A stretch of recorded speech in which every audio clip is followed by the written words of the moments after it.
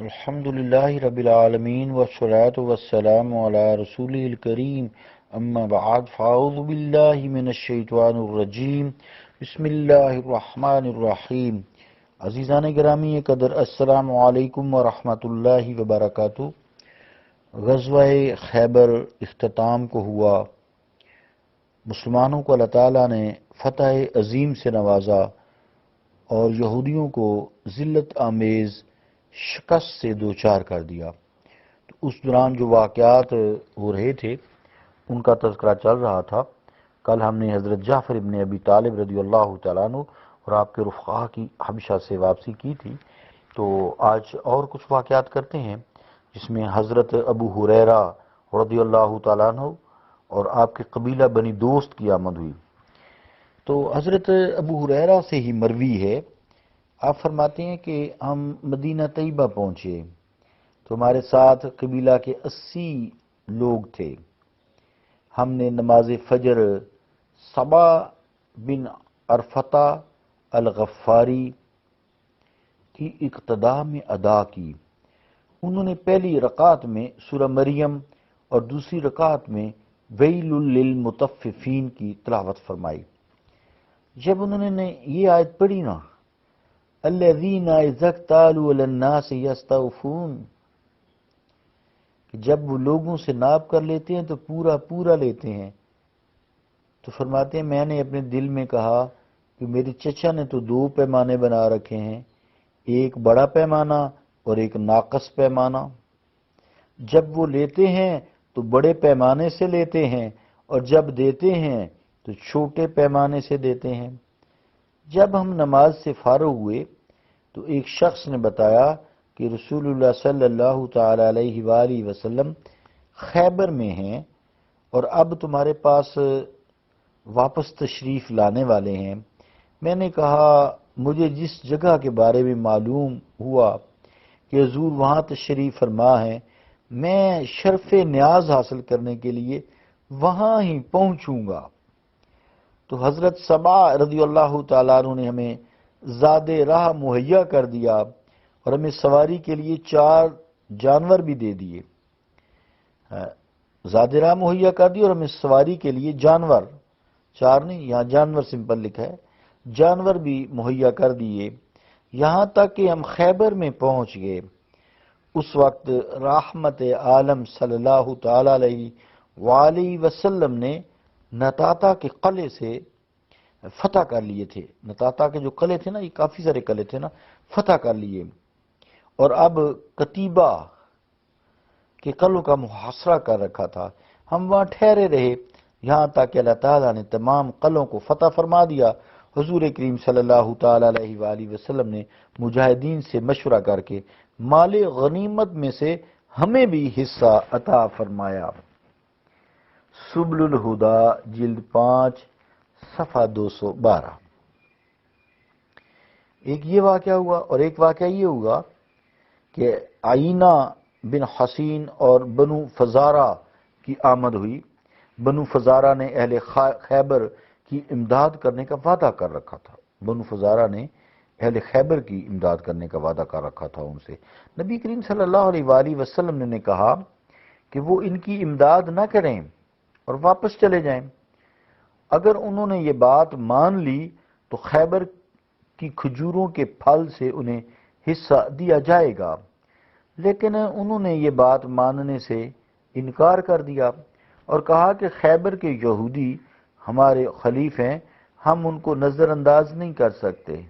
جب اللہ تعالیٰ کی مدد سے نبی کریم صلی اللہ تعالی علیہ وآلہ وسلم نے خیبر کے یہودیوں پر فتح حاصل کر لی تو بنی فزارہ حضور علیہ الصلوۃ والسلام کی خدمت اقدس میں حاضر ہوئے اور کہا کہ جو وعدہ آپ نے ہمارے ساتھ کیا تھا وہ پورا کریں۔ حضور کریم صلی اللہ علیہ وآلہ وسلم نے فرمایا تمہارا حصہ؟ کون سا حصہ؟ تمہارے لیے تو ذوالرقیبہ ہے، یہ خیبر کے پہاڑوں میں سے ایک پہاڑ کا نام ہے۔ انہوں نے کہا پھر ہم آپ سے جنگ کریں گے۔ حضور کریم صلی اللہ علیہ وآلہ وسلم نے فرمایا تمہارا چیلنج قبول کرتے ہیں، جنت کے مقام پر ہماری تمہاری جنگ ہوگی۔ جب حضور علیہ الصلوۃ والسلام کا یہ فرمان انہوں نے سنا تو ان پر ایسا رعب طاری ہوا کہ وہاں سے راہ فرار اختیار کی۔ آئینہ نے مال غنیمت سے اپنا حصہ طلب کیا اور اپنا یہ احسان جتلایا کہ ہم نے اپنے خلیف یہودیوں کا ساتھ چھوڑ کر آپ کے لیے فتح کا راستہ ہموار کیا ہے، اس لیے آپ کی اس فتح میں ہمارا بھی حصہ ہے۔ سرکار دو عالم صلی اللہ تعالی علیہ وآلہ وسلم نے فرمایا، تم جھوٹ کہہ رہے ہو کہ ہماری وجہ سے تم نے یہود کی امداد نہیں کی، بلکہ اس کی وجہ یہ تھی کہ تم نے ایسا شور سنا تھا جس کی وجہ سے تم خوف زدہ ہو گئے تھے اور بھاگ گئے تھے۔ اس نے پھر کہا، مال غنیمت سے ہمیں بھی کچھ عطا فرما دیجئے۔ تو فرمایا، تمہارے لیے ذوالرقیبہ ہے، پہاڑ وہی والا اس کا میں نے بھی پہلے تذکرہ کیا ہے۔ اس نے پوچھا، ذوالرقیبہ کیا ہے؟ فرمایا، وہ ایک پہاڑ جو تم نے خواب میں دیکھا تھا کہ تم نے اس کو اپنے قبضہ میں لیا تھا۔ آئینہ مایوس ہو کر لوٹ گیا۔ جب اپنے اہل خانہ کے پاس آیا تو اس کے پاس حارث بن عوف آیا اور کہا، کیا میں نے تمہیں منع نہیں کیا تھا کہ مسلمانوں پر حملہ کرنے کے ارادہ سے باز آ جاؤ؟ بخدا محمد صلی اللہ علیہ وسلم یقیناً فتح یاب ہوں گے اور مشرق و مغرب میں ان کی حکومت کا ڈنکا بجے گا، کیونکہ یہودی علماء ہمیں آپ کے بارے میں بتایا کرتے تھے۔ میں نے ابو رافع سلام بن مشکم کو یہ کہتے ہوئے سنا کہ ہم محمد صلی اللہ علیہ وآلہ وسلم سے حسد کرتے تھے۔ ہم حسد کرتے ہیں کیونکہ ان کی وجہ سے نبوت بنی ہارون سے نکل کر بنی ہاشم میں آ گئی ہے۔ یقیناً وہ نبی مرسل ہیں اور یہود میری اس بات کو نہیں مانتے۔ ان کی خود سری کا نتیجہ یہ ہوگا کہ ان کو 2 مرتبہ قتل عام ہوگا۔ ان کا 2 مرتبہ قتل عام ہوگا، ایک یثرب میں یعنی مدینہ شریف میں اور دوسرا خیبر میں۔ سبل الہدا جلد 5 صفحہ 213۔ لیکن یہودی اپنی ضد پر اڑے رہے اور ان کو 2 بار ان زہر گداز حالات سے دوچار ہونا پڑا جن کی پیشین گوئی ان کے ایک بر اور سلام بن ان کے ایک برادر سلام بن مشکم نے کی تھی کہ تم باز آ جاؤ، مسلمانوں کو فتح ہوگی۔ اللہم صلی علی محمد وعلی آل محمد وبارک وسلم۔ ربنا آتنا فی الدنیا حسنۃ وفی الآخرۃ حسنۃ وقنا عذاب النار وادخلنا الجنۃ مع الابرار یا عزیز یا غفار یا رب العالمین۔